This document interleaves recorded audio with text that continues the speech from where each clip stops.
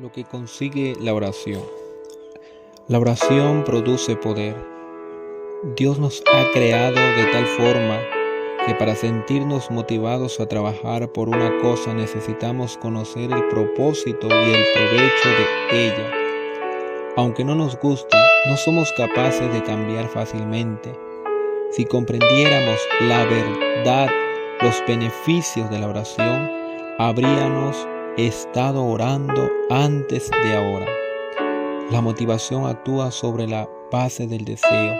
Para que alguien ore debe aprender a desear la oración, y para orar como requieren las Escrituras ha de crear un gran deseo de hacerlo. ¿Cómo puede llegar a tener usted ese gran deseo?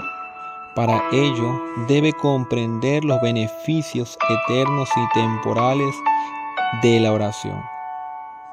Cuando miramos en la Biblia descubrimos poderosas oraciones. Vemos a Moisés, un hombre que no tenía poder en la oración y era capaz de hablar con autoridad, no solo a los enemigos de Dios, sino también al pueblo del Señor.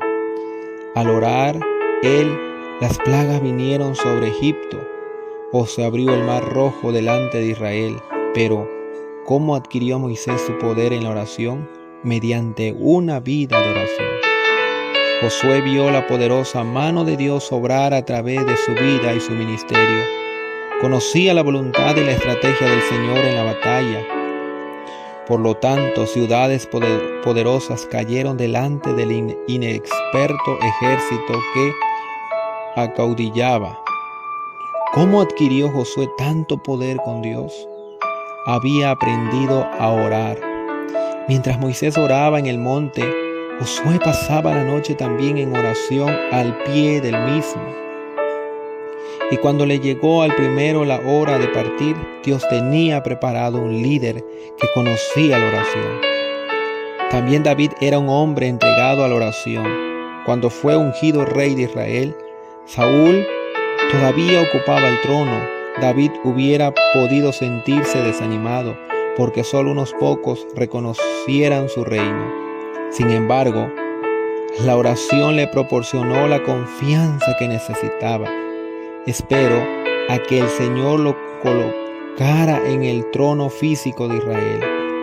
David tenía una relación con Dios lo bastante fuerte como para no matar a Saúl cuando se le presentó la oportunidad.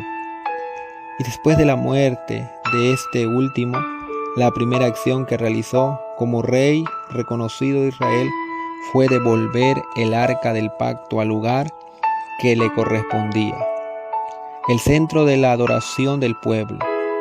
Cuando consideramos el poder de su reinado y de su vida, podemos ver la fuente del mismo, la oración. Elías fue el profeta de Dios durante uno de los peores tiempos de la historia de Israel. Por aquel entonces el pueblo había empezado a adorar a Baal y Elías oró poderosamente desafiando a sus profetas. Al recordar su historia, pensamos en el poder que tenía, pero debemos considerar el origen de tal poder. Elías era un hombre de oración que pasaba horas e incluso días orando. Esta fue la razón por la que cuando el profeta fue arrebatado en el torbellino por el carro de fuego, los hijos de los profetas lo buscaron en los montes de Israel. Sin embargo, nadie ha manifestado jamás el poder de Dios como su Hijo Jesucristo. Antes de comenzar su ministerio público, Jesús dedicó tiempo a estar con el Padre en oración, y se sabe de él que pasó periodos orando a solas. Ese fue el origen de su poder. El Señor no podía hacer nada a menos que el Padre se lo revelara. ¿Está usted cansado de las ineficaces oraciones que oye al salir de su boca? ¿Está dispuesto a que su iglesia tenga un poderoso ministerio de oración para que su vecindario, ciudad o estado conozca el poder que reside en ella? Si tal es su deseo y está listo para hacer cualquier cosa y pagar cualquier precio a fin de conseguirlo, entonces prepárese, porque Dios va a cambiar de un modo dramático su vida y ministerio, introduciéndole a una nueva dimensión de poder.